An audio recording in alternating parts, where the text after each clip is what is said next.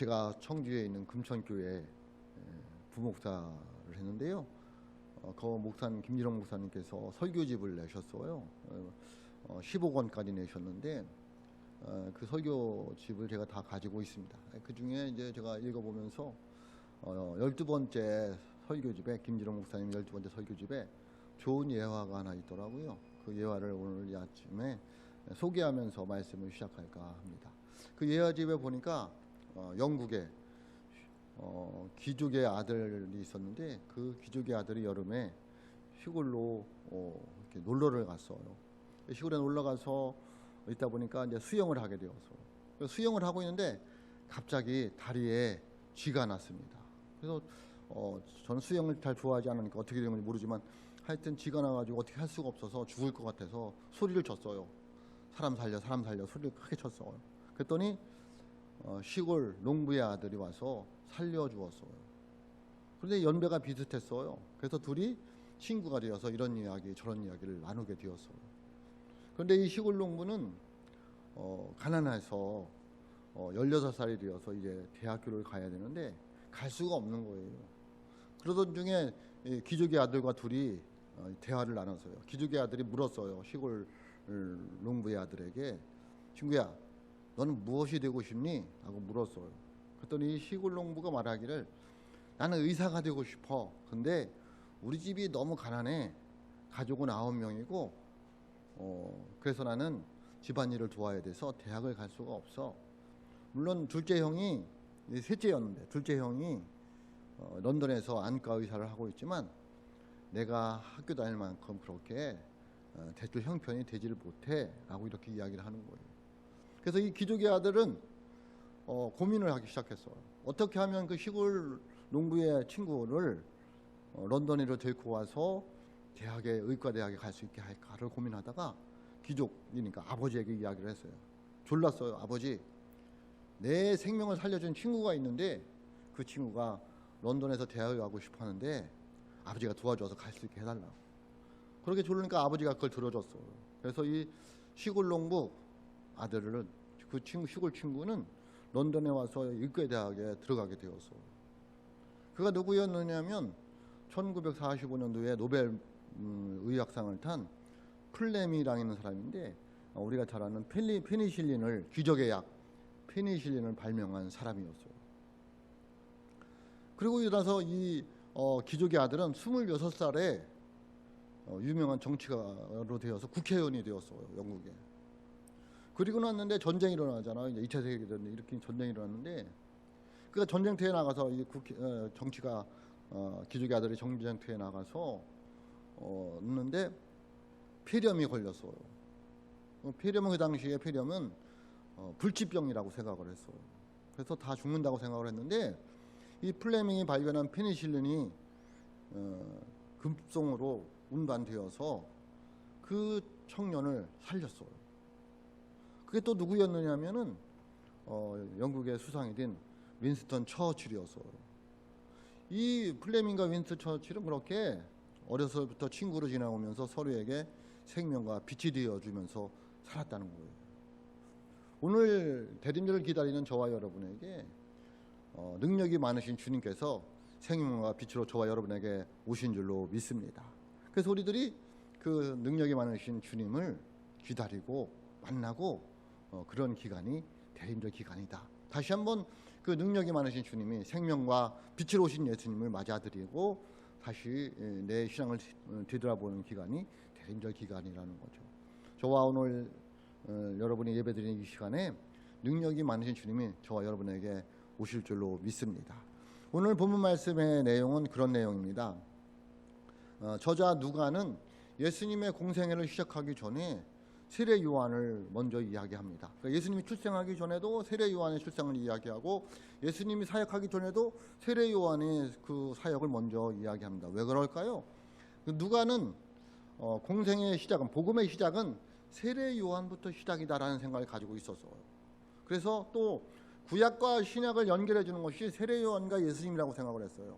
구약의 마지막 선지자가 세례 요한이고 신약의 첫 번째가 누구냐, 예수님이다라고 생각을 했어요. 그래서 세례 요한과 예수님을 연속상에다 놓고 구약과 신약에 연결해지는 그 연결점으로 놓고 하기 때문에 누가는 예수님을 소개하기 전에 세례 요한을 소개하고 있습니다. 그래서 오늘 말씀도 세례 요한이 예수님에 대해서 어떤 사람인가를 가지고 이야기를 하고 있는데, 세례 요한은 예수님에 대해서 나보다 능력이 많으신 분이다라고 고백을 하고 있습니다. 그러니까 저와 여러분들이 지금 대림전에 기다리는 분은 뭐예요?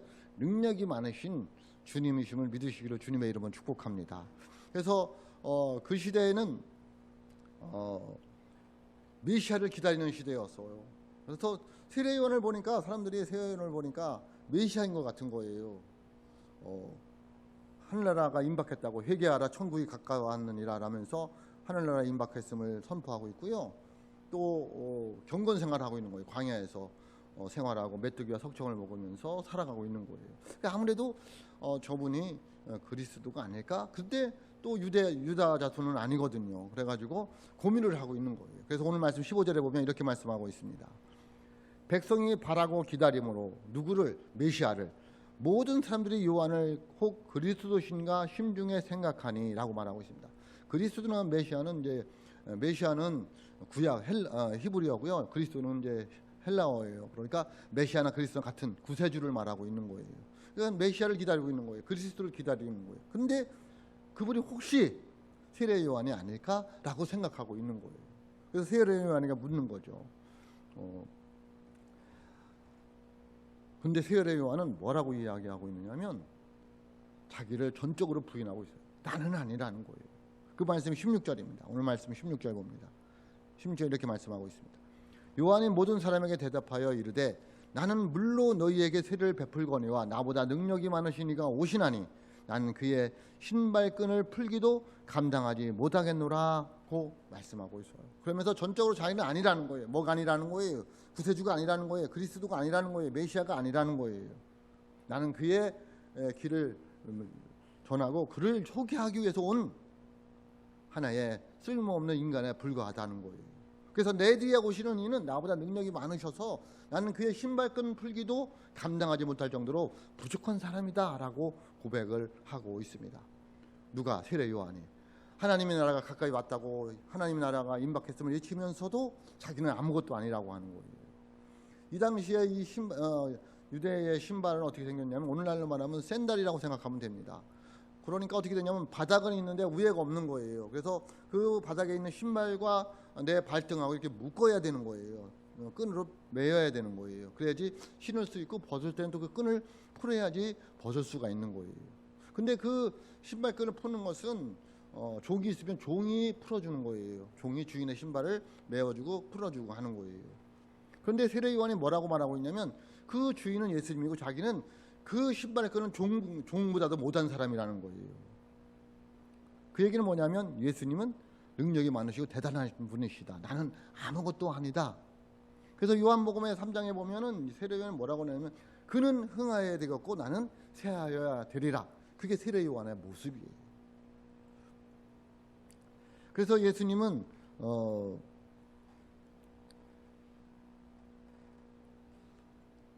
세례 요한에 의해서 이제 증거가 되고 있어요. 그래서 세례 요한이 예수님이 자기보다 능력이 많으신 분이라고 얘기할 때에 어떤 능력을 말하는 걸까요? 예수님은 어떤 능력을 가지고 오시는 거예요? 크게 두 가지로 볼 수가 있어요. 첫 번째는 심판의 능력이에요. 이 세상을 심판하실 분이 예수님밖에 없다는 거예요. 심판의 능력이. 그러니까 누구든지 다 심판을 받아요. 그래서 그걸 뭐 구원의 심판, 상급의 심판이라고 하는데 어쨌든 첫 번째 능력은 심판의 능력이 그에게 있어요. 누구에게? 예수님께 심판의 능력이 있어요. 오늘 말씀 7절입니다. 요한이 세례를 받으러 나오는 무리에게 이르되 독사의 자식들아 누가 너희에게 일러 장차 올 진노를 피하라 하더냐 라고 말씀하고 있어요. 그러니까 진노가 임할 건데 그 누가? 자기 뒤에 오는 능력이 많으신 그분이 하실 거라는 거예요. 그래서 그분은 어떤 능력을 가지고 있다가 심판의 능력을 가지고 있어요. 누구에게? 하나님을 믿지 않는 자들에게. 또 한 능력은 어떤 능력이냐면요, 구원의 능력이에요. 영생의 능력, 그리고 삶의 문제를 해결할 수 있는 능력이에요. 그게 구원의 능력이에요. 다시 오실 예수님도 마찬가지예요.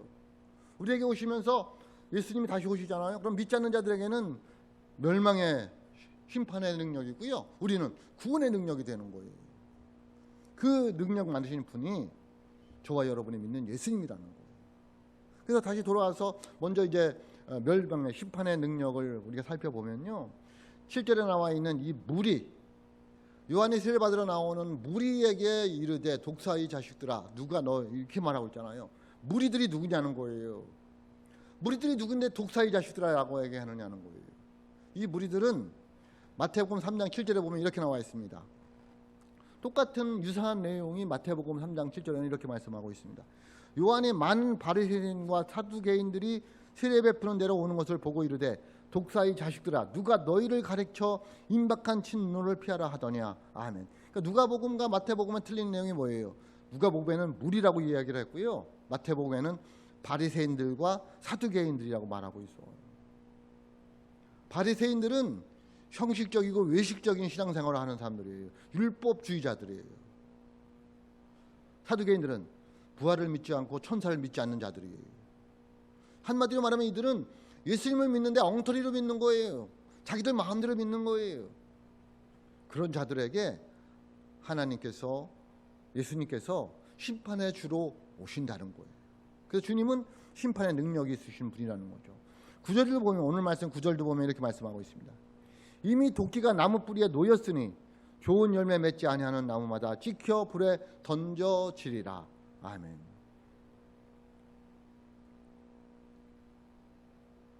예수님이 도끼를 가지고 있는 거예요. 왜? 열매 맺지 않는, 좋은 열매 맺지 않는 나무마다 찍어서 불에 던져 버리려고 심판의 주님으로 계시다는 거예요.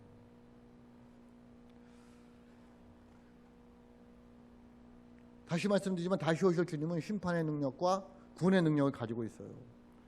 세례를 받고 회개에 합당한 열매를 맺는 주의 백성들에게는 구원의 주님으로 오시는 것이고, 그렇지 않는 자들에게는 심판의 주로 오신다는 거예요.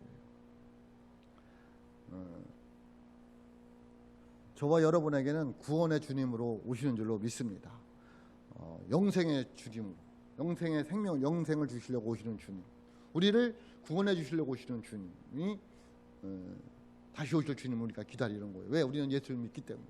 그래서 요한복음 11장 26절에 보면 이렇게 말씀하고 있습니다. 무릇 살아서 나를 믿는 자는 영원히 죽지 아니하리니 이것을 네가 믿느냐라고 말씀하고 있어요. 무릇 살아서 나를 믿는 자는 영원히 죽지 않는다는, 영생을 주신다는 거예요. 왜? 예수님은 영원한 생명을 가지고 있는 분이기 때문에, 그런 능력이 있으신 분이기 때문에 그렇다는 거예요. 심판할 수 있는 능력과 영생을 주시는 능력, 그리고 삶의 문제를 해결할 수 있는 능력을 가지고 있는 분이 예수님이라는 거예요. 여러분 믿으시기를 주님의 이름으로 축복합니다. 그래서 사도행전 16장 31절에 보면 이렇게 말씀하고 있어요. 이르되 주 예수를 믿으라, 그리하면 너와 네 집이 구원을 받으리라 하고. 아멘. 여러분 우리들이 너무나 잘 아는 말씀이잖아요. 너와 네 집이 구원을 받는다고 말씀하고 있잖아요. 또 너와 네 집을 구원을 받는다는 게 무슨 말일까요? 예? 나만 믿으면 우리 가족이 다 구원받는다는 얘기예요? 그렇지 않아요. 너와 내 가족이 아니라 너와 내 집이에요. 믿음은 영생의 문제는 굉장히 개인적인 거예요. 그래서 너라고 얘기를 했어요. 집은 환경을 말하고 있는 거예요. 우리 삶의 문제를 말하고 있는 거예요. 구원은, 영생의 문제는 너가 받지만 삶의 문제는 내 가정이 받는다는 거예요. 여러분 믿으시길 주님의 이름으로 축복합니다. 그래서 내가 예수를 믿으면 구원은 내가 받지만 우리 가정의 문제가 해결될 수 있다는 거예요. 구원의 문제는 각자 알아서 해야 돼요. 근데 삶의 문제는 나를 통해서 하나님 우리 가정에, 우리 교회에, 우리 나라에 복을 내려 주신다는 거예요. 그래서 구원은 영적인 구원과 육적인 구원을 같이 보는 거예요. 영육간의 구원을 말하고 있어요. 그 영육간에 구원해 줄 수 있는 분이 누구냐? 예수님이라는 거예요. 여러분 믿으시기를 주님의 이름으로 축복합니다. 그래서 성경에 보면 예수님께 나와서 삶의 문제를 해결하지 못한 사람이 없어요. 네? 잘 보세요. 예수님께 병문안 하러 왔는데 예수님이 안 치료해 준 사람이 있어요? 없어요. 다 치료해 주셨어요. 주 예수를 믿음으로 너와 내 집이 구원받는 은혜가 있으시기를 주님의 이름으로 축복합니다. 그렇게 주님은 많은 능력을 가지고 있는 분이라는 거예요. 그래서 뭐가 먼저냐? 영적인 게 먼저예요. 내가 예수 믿는 게 먼저예요. 그리고 삶의 문제가 주님의 은혜 가운데서 해결되는 줄로 믿습니다. 그 구원의 주님께서는 뭘 가지고 있냐면 키를 가지고 있어요. 이 키는 열쇠가 아니고 오늘 말씀 17절에 보면 이렇게 말씀하고 있습니다. 손에 키를 들고 자기의 타작마당을 정하게 하사 알곡은 모아 곳간에 들이고 쭉정이는 꺼지지 않는 불에 태우리라. 아멘. 이게 뭐 이렇게 알곡과 쭉정이를 이렇게 가르는 거죠. 농사 짓는 것을 비유로 하면서 예수님께서 쭉정이는 골라서 천국으로, 쭉정이는 알곡은 골라서 천국으로, 쭉정이는 골라서 지옥으로 이렇게 보내준다는 거예요. 그게 기준이 뭐냐? 기준이 뭐예요? 예수를 믿느냐 안 믿느냐예요. 세례에 합당한, 회개에 합당한 열매를 맺고 세례받고 삶이 변화되어서 살아가고 있느냐는 거예요. 저와 여러분의 인생은 예수님 손에 달려있는 줄로 믿습니다. 왜? 예수님이 키를 가지고 있으니까. 그 갈릴 것, 심판의 능력, 구원의 능력을 예수님이 가지고 있으니까. 저와 여러분의 삶은, 인생은 누구 손에 달려있어요? 예수님 손에 달려있어요. 그걸 믿으셔야 돼요. 그리고 주님께 매달리며 살아가야 돼요. 주님을 기다리며 살아가야 돼요. 능력이 많으신 주님 오실 것을 기다리면서 기대하면서 살아가셔야 될 줄로 믿습니다. 우리가 회개에 합당한 열매를 맺으시면 하나님께서 우리에게 능력의 주님을 오셔서 내 영적인 문제, 육적인 문제 해결할 수 있는 능력이 많으신 주님께서 저와 여러분에게 주실 줄로 믿습니다. 어떻게 해야 주님의 많으신 능력을 맛보며 살 수 있을까요? 어떻게 해야 되느냐는 거예요. 회개에 합당한 열매를 맺어야 돼요. 무슨 열매를 맺어야 된다고요? 회개에 합당한 열매. 오늘 말씀, 우리에게 주신 말씀 8절입니다. 그러므로 회개에 합당한 열매를 맺고 속으로 아브라함이 우리 조상이라 말하지 말라. 내가 너희에게 이르노니 하나님 능히 이 돌들로도 아브라함의 자손이 되게 하시리라. 아멘. 내가 아브라함이나 자손이라고, 나는 예수 믿으면 아브라함의 자손이다라고 큰 소리 치는 게 중요한 게 아니라 회개에 합당한 열매를 맺는 게 중요하다는 거예요. 예? 회개에 합당한 열매는 무엇일까요? 삶의 변화를 말하고 있어요. 뭘 말한다고요? 삶의 변화예요. 물세례와 성령 세례가 뭘까요? 물세례는 고백만 있어요. 삶의 변화되지 않고, 성령 세례는 삶의 변화가 있어요. 그래서 예수님 만나지 않으면, 성령 세례를 받지 않으면 삶이 변화되지 않는 거예요. 우리는 물세례만 받았잖아요. 아니에요. 성령 세례도 받았어요. 여러분들이 놀라서 그렇지. 그러니까 물세례만 받으면 삶이 변화되지 않아요. 내가 고백만 하는 거예요. 나 예수 믿는다고.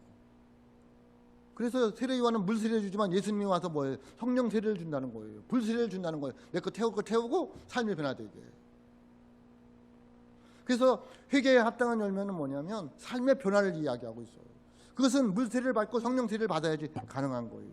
그래서 사도 바울이 어떻게 했어요? 세례 받고 성령 세례를 받으니까 어떻게 했어요? 삶의 변화가 일어나서 자기가 살던 것을 다 배설물로 여기고 주님을 위해서 살아갈 수 있었잖아요.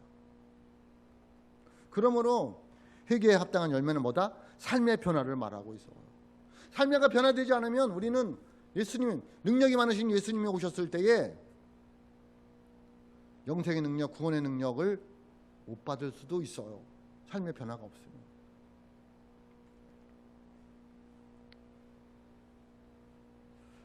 능력이 많으신 주님을 만나기 위해서는 회개하고 세례를 받고 삶의 변화가 일어나야 되는 거예요. 여러분, 세례를 받아야 구원을 받는 건 아니에요. 나는 세례 못 받았기 때문에 구원 못 받아. 그건 아니에요. 회개가 먼저냐 세례가 먼저냐 많이 맞는데요. 신앙 고백이 먼저예요. 신앙 고백을 하면, 그리고 내가 그것을 하나님 앞에, 사람들 앞에 고백하는 거예요. 난 예수 믿겠다고. 난 세상 등지고 오로지 하나님만을 바라보며 살겠다고. 내 중심에서 이제 예수님 중심으로 살겠다고. 내가 주인된 인생에서 예수님 중심이 되겠다고. 땅의 것을 매이지 않고 하늘 것을 바라보며 살겠다고. 나의 힘거리 이 땅에 있는 것이 아니라 천국에 있는 것 있다고. 나는 죽고 예수로 산다고. 하나님 앞에서 예수님 안에서 살겠다고 다짐하고 고백하는 것이 세례예요. 세례 안 받은 사람 있어요? 거의 다 받았잖아요. 그 고백이 세례의 고백이에요. 출애굽기 14장 15장에 나오는 내용이에요. 홍해바다를 건넌 거예요. 그게 세례예요. 홍해바다 건너기 전에는 애굽에 의해서 살아왔어요. 세상에 의해서 살아왔어요. 그런데 홍해바다를 건너서는 광야에서 하나님만 바라보며 살게 되었어요. 그게 세례예요. 세례를 받았으면 세상 등져야 돼요. 하나님만 바라봐야 되는 거예요. 세상 가치관으로 사는 것이 아니라 하나님의 가치관, 성경의 가치관으로 살아가는 거예요. 세상 것을 먹고 사는 것이 아니라 하나님의 말씀으로 살아가는 거예요. 그게 세례예요.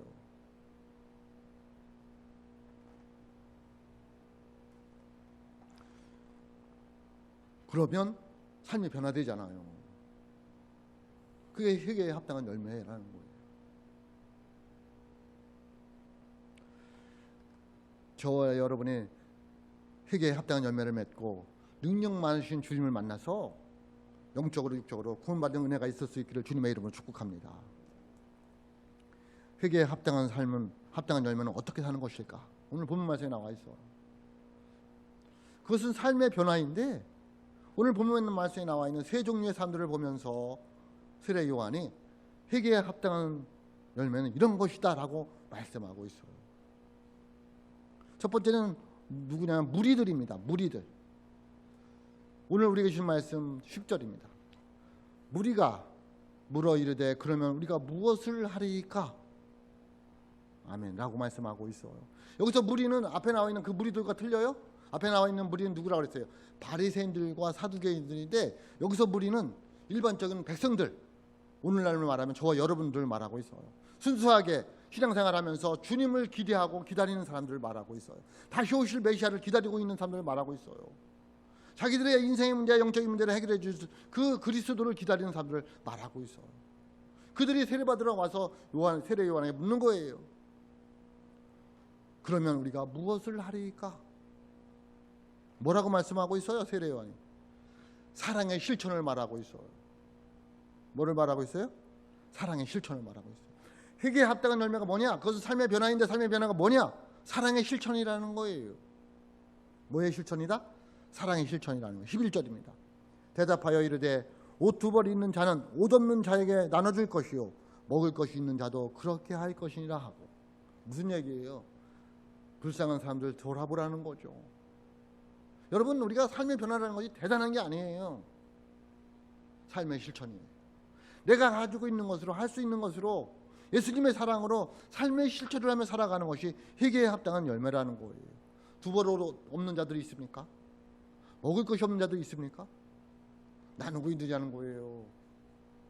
베풀고 있느냐는 거예요. 섬기고 있느냐는 거예요. 예수님이 저와 여러분을 위해서 피 한 방울 남김없이 준 것처럼 너희들도 정말 예수를 믿고 은혜를 안다면, 능력이 많으신 주님의 능력을 받고 싶다면 너희들도 사랑의 실천하며 살아가라는 거예요.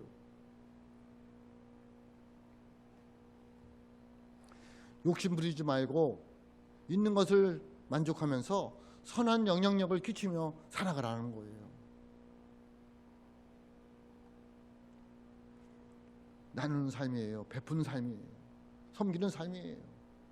그럴 때에 능력 많으신 주님이 내 안에 들어와서 내 삶이 변화되고 내 삶 속에서 역사가 일어나는 줄로 믿습니다.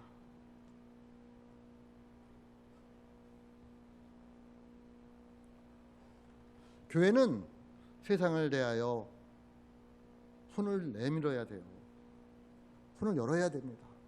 교회는 그래요. 가정은 그러면 망합니다.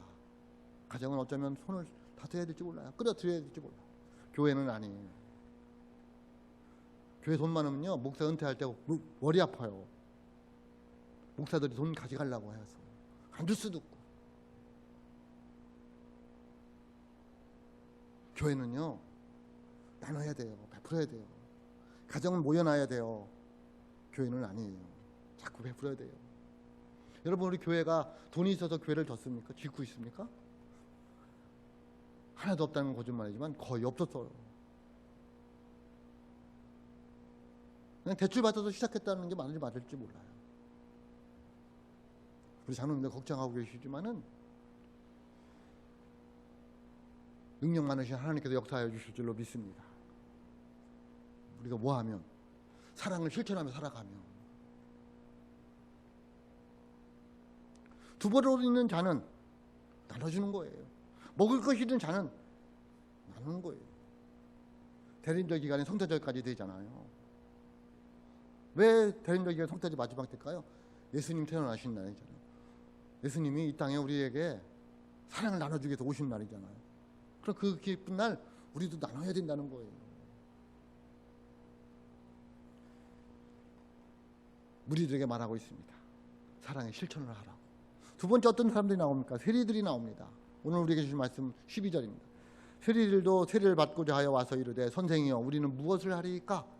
세리들이 왔어요. 여러분이 세리들을 잘 알잖아요. 세리하면 누가 떠올라요? 삭개오가 떠올라옵니다. 삭개오는 세리 중에서도 세리장이었어요.